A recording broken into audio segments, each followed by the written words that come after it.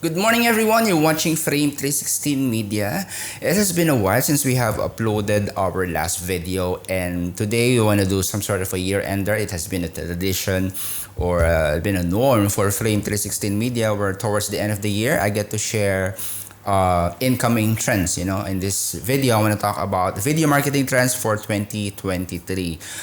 We have been busy, in year 2022, but I wanted to thank you for your support, guys. Those who are still watching my channel, as I have done a lot of videos in the past. Last year, I think we have done 60 videos in a year, and those videos are getting all the attention this year, so that it's still okay, even though you were not able to do tons of videos this year. I think I did a few for 2022.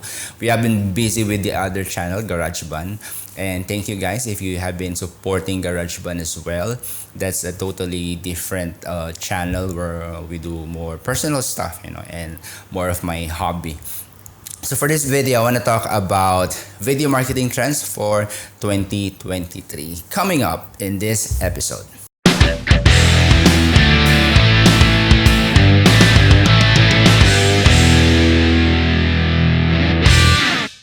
Okay, first, before I want to talk about the video marketing trends, right? I want to briefly discuss the benefits of video marketing if you are just new in video marketing. If you're asking yourself, should I do this? What if I don't have enough resources? What if I don't have money? What if I don't have the capability to do these videos? Right now, I tell you, I kid you not, it's very easy to create your video with the advent of these smartphones that are really like super amazing when it comes to the lenses that they put on the smartphones right now. My goodness, if we have that back in our days, we could have done a lot of amazing videos back then. But if you're just starting with video marketing, by the way, I have my notes here so that I will not forget what I plan to share with you guys. Of course, it increases brand awareness. What do I mean by increases your brand awareness? People would know more about you. They would watch you talk about things in an authentic way, in an authentic level. The problem or the challenge with video is you cannot fake it. Unless you really know what you're talking about, people would notice that, hey, this guy is just coming up with a lot of BS. And that's something that you are trying to avoid. So make sure you understand what you are really capable of as an entrepreneur, as a creative, even as a sports enthusiast. What do you really know? You don't just jump into something, because you have to start with what you know. And of course, if you're on the business side, you have that opportunity to improve your lead generation, increase your sales, and of course, generate more traffic. Ideally, these videos would help you generate more traffic in the long run. Traffic would also be dependent on what type of content you have on your website. If you are generating a lot of traffic from YouTube, and then when they go to your website, there's nothing there, you are just doing half the job. Okay, now the question remains, why is it important for us to be aligned with video marketing trends?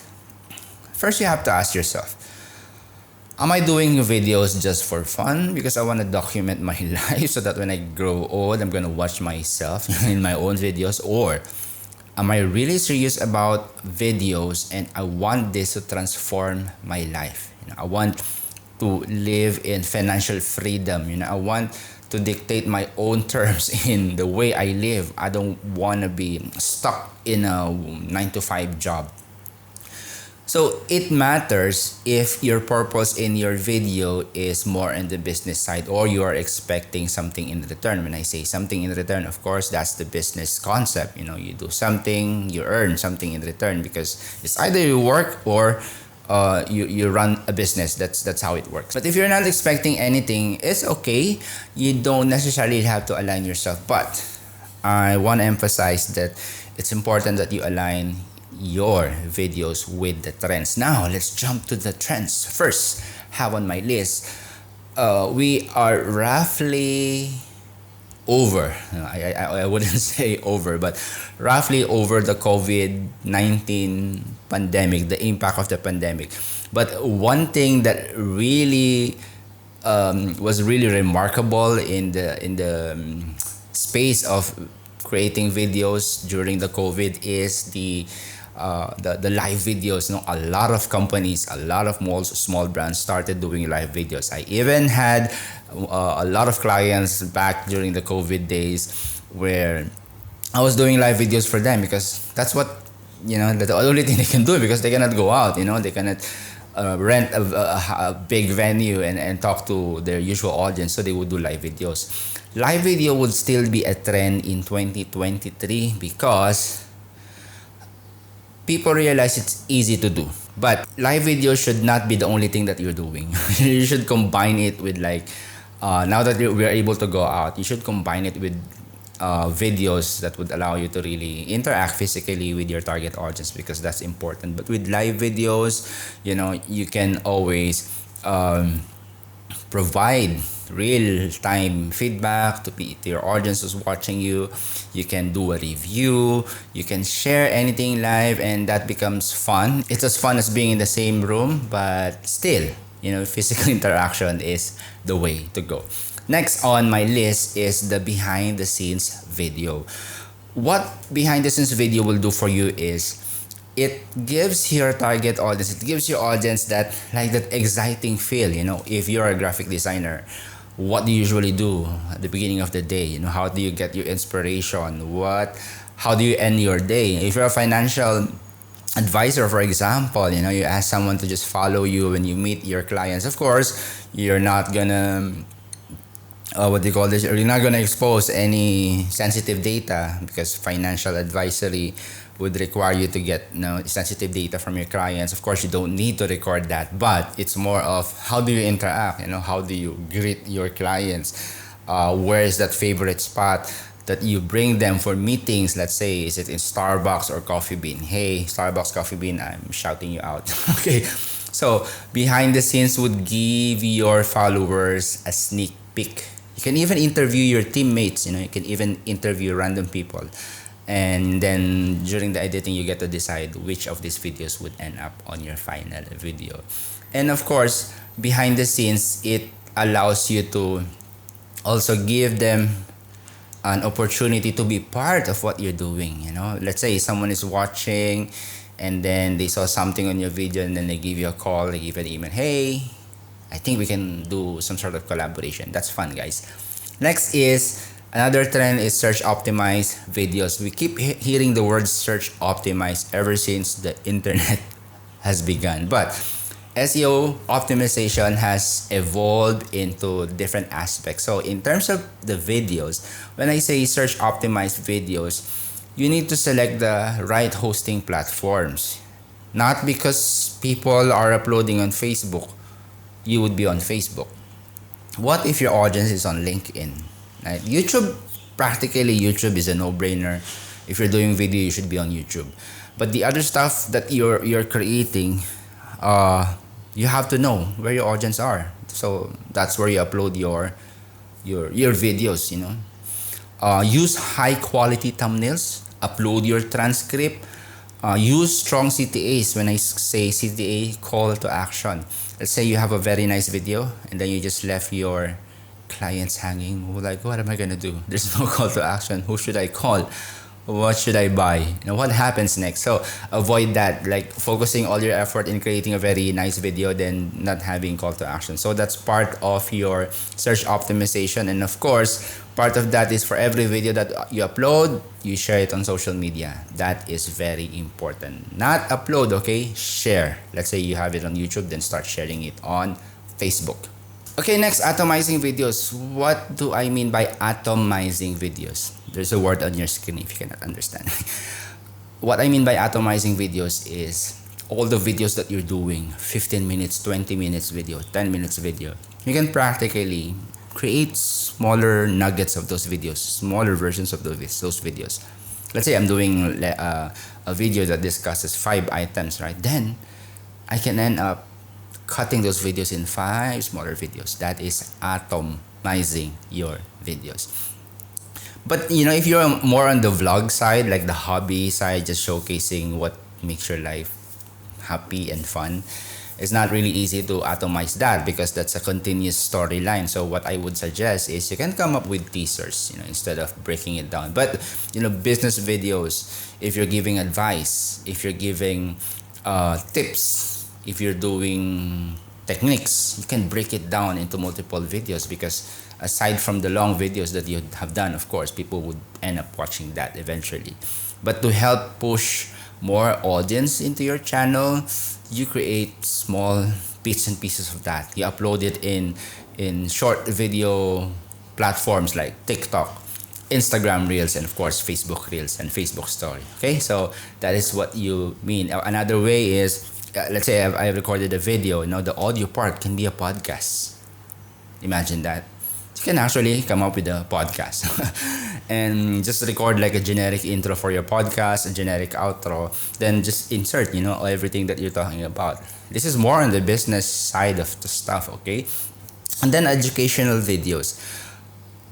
Educational videos have been around for a while. I think ever since YouTube started, people started creating educational videos. The challenge with educational videos is you should really know what you're talking about. Don't ever jump. Like, I read something in a book, I read something on the internet, let me do a video and talk about that. That's not the way to do it. Because as I've mentioned, you cannot fake it. You can only freely, the flow of your talk would be evident if you really know what you're talking about. So if you're gonna do educational videos, it takes a lot of effort more than the other videos. You have to script it, you have to do research, you have to be factual because you're teaching something. And the creative fun is, how do you mix the visuals? Should I just show my hands if I'm teaching something like how to build something? Should I show my face? Do I need to expose my face in creating how to videos? Should I do animation? Should I do just like do sketching cartoons? Or should I just point at an object, when I talk about an object? So those educational videos are really gonna be helpful, and it would be, I tell you, it would be really entertaining for your audience. But this is the catch. Every time you create those educational videos, how to, tips and tricks, techniques, make sure you focus on one product at a time, one service at a time. Don't go more than one. So lastly, I want to talk about personalized videos. What do I mean by personalized videos? Anyone can practically do a personalized video. Again, there's a catch. When you create personalized video, you are allowing a bit of vulnerability on your end. Why? Because you get to talk about what you believe in as a professional, what you don't agree with, who you don't agree with. There's a tendency that people would hate you when you create personalized video. But the good news is the right people would love your content if you try, even try to attempt doing personalized videos.